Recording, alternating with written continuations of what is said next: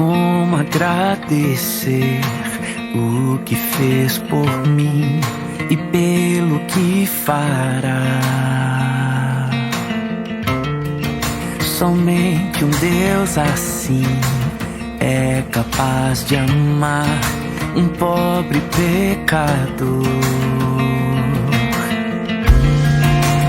Hoje tenho em mim a marca de Jesus, Ele é meu Senhor.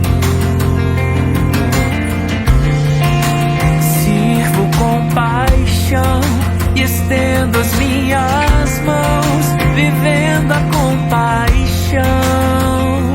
Teu reino vem sobre nós, Ele vem pra sempre. Jesus reinará das nações, Ele é rei, não há outro igual. Pra sempre eu vou cantar. Jesus é rei, Jesus é rei.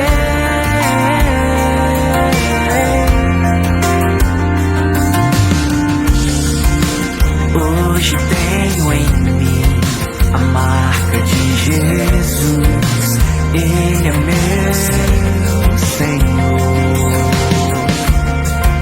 Sirvo com paixão e estendo as minhas mãos, vivendo a compaixão. Teu reino vem sobre nós, Ele vem pra sempre. Jesus reinará das nações, Ele é rei, não há outro igual. Pra sempre eu vou cantar. Não vivo mais eu, mas Cristo vive em mim. Minha vida eu entrego e vou com Cristo até o fim. Não vivo mais eu, mas Cristo vive em mim. Minha vida eu entrego e vou com Cristo. Teu reino vem sobre nós, Ele vem pra sempre. Jesus reinará das nações, Ele é rei, não há outro igual. Pra sempre eu vou cantar. Teu reino vem sobre nós, Ele vem pra sempre. Jesus reinará das nações, Ele é rei, não há outro igual. Pra sempre eu vou cantar.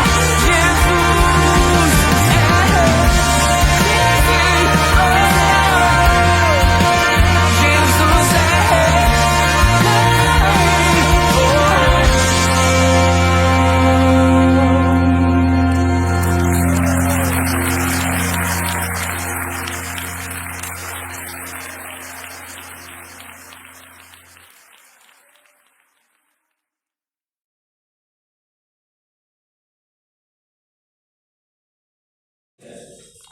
Bom dia, queridos. É um prazer muito grande estar compartilhando com os irmãos uma porção dobrada da Palavra de Deus. Nesse trimestre nós estamos estudando sobre as marcas do cristão. E nesta lição de número 10, nós estamos estudando a marca da esperança. A marca da esperança. A esperança, qual é a esperança que você tem em sua vida? Qual é a esperança que você espera para o seu futuro? Qual é a esperança que você está projetando para a sua vida? A marca da esperança. A esperança em que dias melhores virão, esperança de um amanhecer melhor. Bom, a maior esperança do cristão é encontrar-se com Cristo nos céus, é encontrar com o Senhor na glória celestial. Nós estamos caminhando nesta terra com lutas e dificuldade, mas com a esperança de dias melhores. Dias melhores, sim, com Cristo. Na lição de hoje, fala sobre a marca da esperança. João, ele a aplica sobre esta lição dizendo, na medida em que o apóstolo João aplica as marcas do verdadeiro cristão, ele as faz colocando à prova em 3 esferas: a moral, a social e a espiritual, de maneira que seja possível evidenciar os verdadeiros dos falsos crentes. Nesse trecho, João vai explicar detalhadamente a prova moral, tendo como base a esperança proposta pelo apóstolo não é um mero sentimento positivo. Ele nos coloca diante da esperança purificadora. Qual é a esperança que você tem em sua vida? Se é a esperança de ter dias melhores, nós não temos essa esperança de dias melhores aqui na terra. Nós temos que ter esta esperança de que encontrar-se com Cristo, a esperança de uma vida melhor, mas sim lá nos céus de glória. Tópico 1 diz: a esperança é fortalecida também pelo amor. João faz a transposição do amor, ao amor de Deus, para a sua aplicação em nossas vidas, a ponto de sermos chamados filhos de Deus. Através desta afirmação acerca da filiação por adoção, o apóstolo torna evidente o amor de Deus por cada um de nós. A convicção de esperança que temos na adoção era bem conhecida no Império Romano. A pessoa adotada perdia os direitos da antiga família e ganhava os direitos de um filho na nova família. O filho adotado tomava-se de herdeiro de todos os bens do seu novo pai. Legalmente, a antiga vida do adotado ficava totalmente cancelada. As dívidas todas eram canceladas.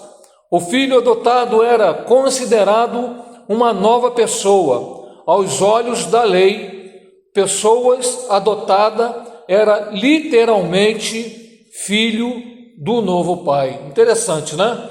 Interessante que nós também fomos adotados por Jesus Cristo, por Deus, e Ele se entregou por mim e por você.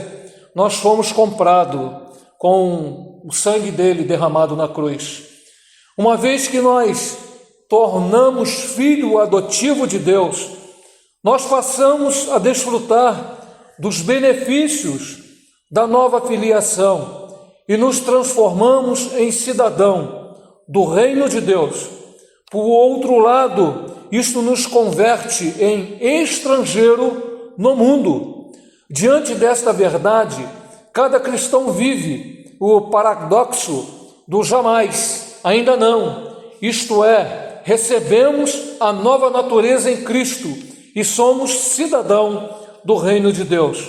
Porém, ainda não nos foi dado o corpo glorificado até que Cristo volte. Esta é a maior esperança que o crente tem que depositar em um novo corpo, em uma nova terra, em um céu onde nós vamos realmente viver cheios de esperança. Nesse processo somos moldados pelo Espírito Santo para que possamos ser segundo a imagem de Cristo. Esse paradoxo é justamente equilibrado pela esperança que temos, a graça ao amor de Deus. Recebemos a salvação e na volta de Jesus, passaremos pela glorificação, na qual estaremos em conformidade definitiva à imagem de Cristo. Será maravilhoso quando chegar este dia, quando nós vamos encontrar com o nosso Senhor, com o nosso Salvador. Essa é a maior esperança em que nós temos que colocar, esta confiança que nós temos na pessoa de Cristo, o qual nós vamos um dia encontrar. Eu lembro muito da minha avózinha. A minha avó foi membro fundadora da primeira igreja batista em São Gonçalo. Minha avó era uma cristã maravilhosa. A minha avó, ela levava, quando nós éramos muito pequenininhos, para a igreja, e nós pegamos esse hábito da igreja, de ir para a igreja, e aquilo ali era muito bom. Nós fomos criados assim. E quando minha avózinha estava prestes a ir embora, né? Eu fui ver minha avózinha. Aí quando eu cheguei para ela, eu falei: minha avó, a senhora partindo hoje daqui, qual é a esperança que a senhora tem agora, nesse exato momento? O que a senhora vai querer fazer daqui por diante? Ela chegou para mim e falou assim: eu vou encontrar com o meu Salvador. Eu vou encontrar com o meu Salvador.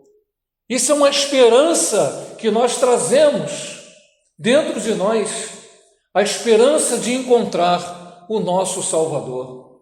A esperança do crente. Esta é a marca do crente, a marca da esperança. Essa esperança jamais ela morre.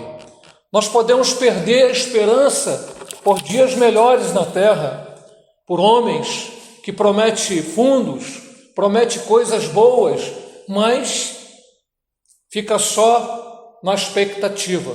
Mas a maior esperança do crente é encontrar-se com o nosso Salvador. Segundo tópico diz: a esperança gera a purificação. O que será isso? Purificação.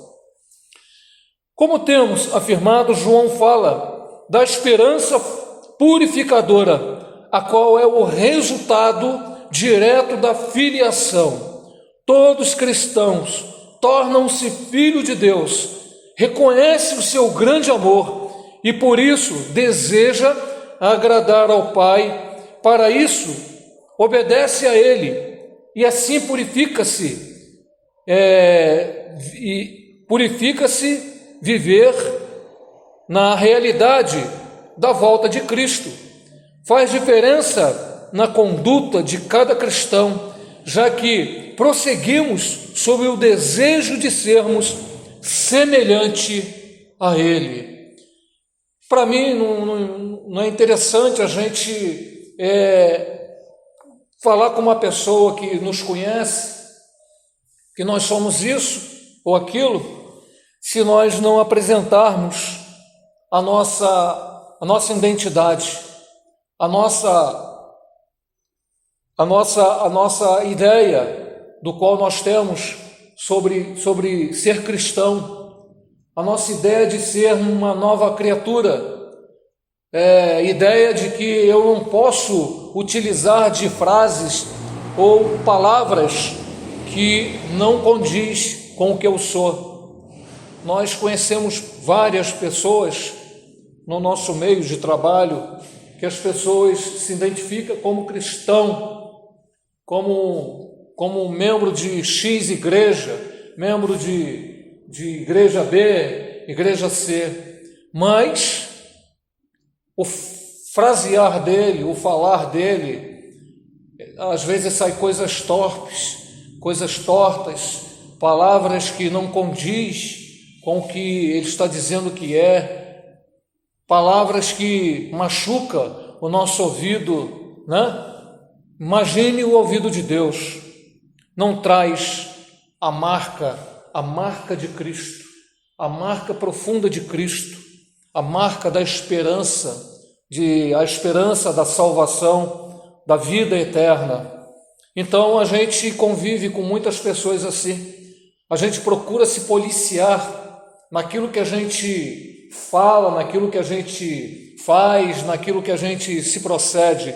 Então nós temos que ter a marca de Cristo, e a marca de Cristo ela vai nos dar esta purificação. Abandono do pecado.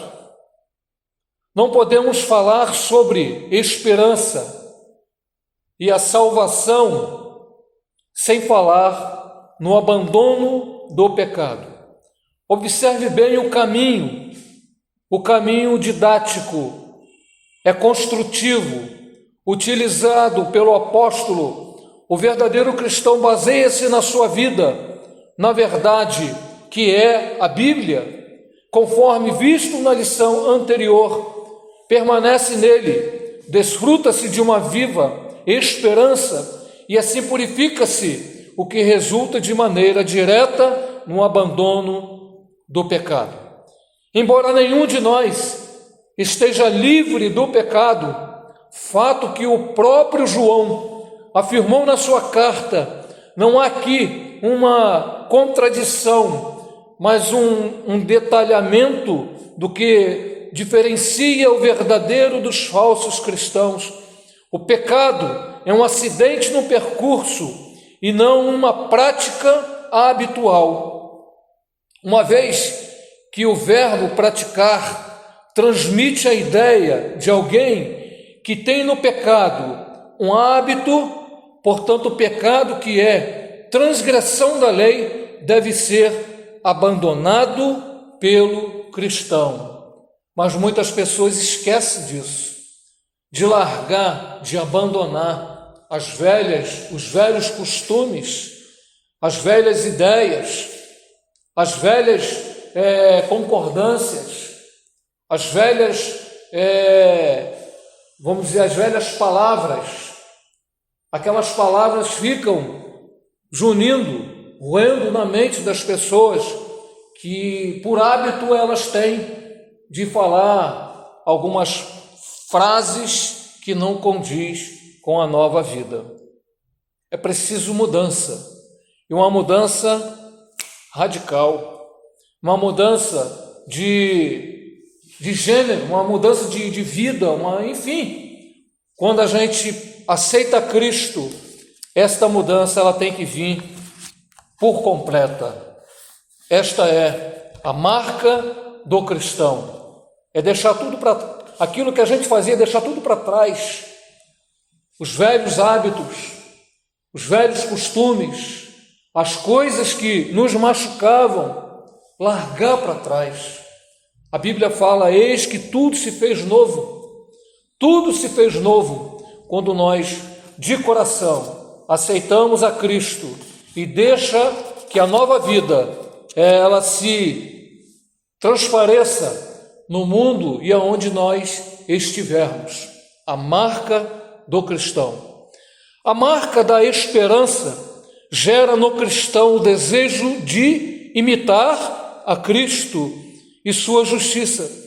Por isso, aquele que pratica habitual, constantemente, o pecado, imita Satanás, e não há esperança nele. João faz a distinção entre filho de Deus e filho do diabo, baseado na prática do pecado. Aqueles que vivem sob a prática contínua e habitual, sem o incômodo do gerado pelo Espírito Santo, e por conseguinte, sem arrependimento, nunca poderão desfrutar da esperança da salvação, pois ainda estão marcados pelo pecado. Fomos libertos do pecado habitual como desejo dominante de nossas vidas. Ora, se Cristo veio para destruir as obras do pecado, é impossível segui-lo sem abandonar o pecado. O que é pecado? O que é pecado? O pecado é aquilo que deixa Deus triste. São as coisas que a gente pratica, às vezes, até mesmo sem pensar, machuca o coração de Deus. São coisas que a gente não deveria fazer, mas faz. É igual uma mãe, um pai, quando chama seu filho, dá um conselho, uma palavra de bênção, e o filho não está nem aí. Entra em um ouvido e sai do outro lado. Então, pecado, ele gera uma série de problemas que atinge-nos se a gente não tiver cuidado. O pecado, ele cega as pessoas de uma forma que quando a gente vê, já está nele. O pecado é uma arma mortal que o inimigo utiliza sobre os filhos de Deus. Nós temos que ter cuidado, estar bem atento àquilo que é oferecido para nós. Temos que ter cuidado na internet, temos que ter cuidado nas mídias sociais, temos que ter cuidado com aquilo que nós nos envolvemos como cristão. Nós como cristão, nós como estamos vivos espiritualmente, temos que acordar essas pessoas para o pecado. Pecado é tudo isto que machuca a si próprio, que machuca a própria pessoa, quando a pessoa está infiltrada, sem esperança nenhuma, e começa a colocar a sua vida na mão de um, na mão de outro, sem esperança, sem vida. É perigoso. Devemos destacar que não é o nosso discurso que nos faz filho de Deus. Nossa filiação é provada pelos nossos atos. Os filhos de Deus vivem e praticam a justiça. Pecar, aqui está no verbo infinitivo. Isso significa que o cristão não pode viver deliberadamente, insistentemente na prática e no hábito do pecado. O pecado não é mais a atmosfera da vida cristã. Temos que nos afastar, meus irmãos. Se você tem amizades que não condiz com a palavra de Deus, pregue para ele, fale do amor de Deus para ele, para que eles possam se converter. Não se convertendo, ficando na mesma, saia de perto, porque o pecado, ele não dói, mas quando você abre teus olhos, quando está afundado no pecado, aí ele dói, porque o inimigo é sarcás, ele vem com um sapatinho de lã, ele vem de mansinho, e quando a pessoa abre o entendimento, já está nas garras do inimigo. Inúmeras pessoas no mundo vivem em busca de esperança, e nessa busca coloca suas alegrias em prazeres efêmeros, em temporais. A esperança do cristão não é um sentimento positivista ou vazio. Ela está fundamentada na verdade, no amor, na santidade, na justiça, na purificação. Nossa esperança está no Deus da nossa salvação. Sendo assim, vivemos os princípios do reino, certo de que o Senhor é a garantia da nossa firme esperança, o qual não nos decepcionará. Deus não nos decepcionará. Ele simplesmente nos ama. Ele nos ama, assim como nós, Pai, amamos nossos filhos, queremos ver o bem-estar dos nossos filhos. Deus, como Pai Supremo, Pai por excelência, Ele nos ama e Ele quer que esta esperança seja viva, seja eficaz dentro dos propósitos cristãos. Para pensar e agir. Como você encara a esperança da vida cristã? Faz toda a diferença. Portanto, os que a esperança tem produzida de maneira prática na sua vida. 2. Você consegue perceber e sentir o amor de Deus em você? Por que você, de maneira que isto lhe sirva de estímulo para se proteger, para se purificar? 3. Com relação aos chamados pecado de estimação, existe em sua vida ainda alguns ou quais precisam ser abandonados? Isto é para pensar e agir. Será que eu estou vivendo de maneira que eu possa dizer para o meu amigo, meus irmãos, que eu sou cristão? Será que eu posso dizer para o meu vizinho, para pessoas próximas, que eu sou cristão? Pela maneira que eu me procedo, pela maneira, pelas palavras que eu utilizo, será que eu dou testemunho como cristão? Isto é, para pensar e agir. Amém? Que Deus vos abençoe, que Deus possa falar na sua vida, na sua família, na sua casa, e que você possa ter essa marca de esperança, uma esperança de vida e vida eterna. Que Deus te abençoe, que Deus faça resplandecer o seu rosto sobre você e tenha misericórdia de você. Amém? Que Deus te abençoe. Até uma próxima vez.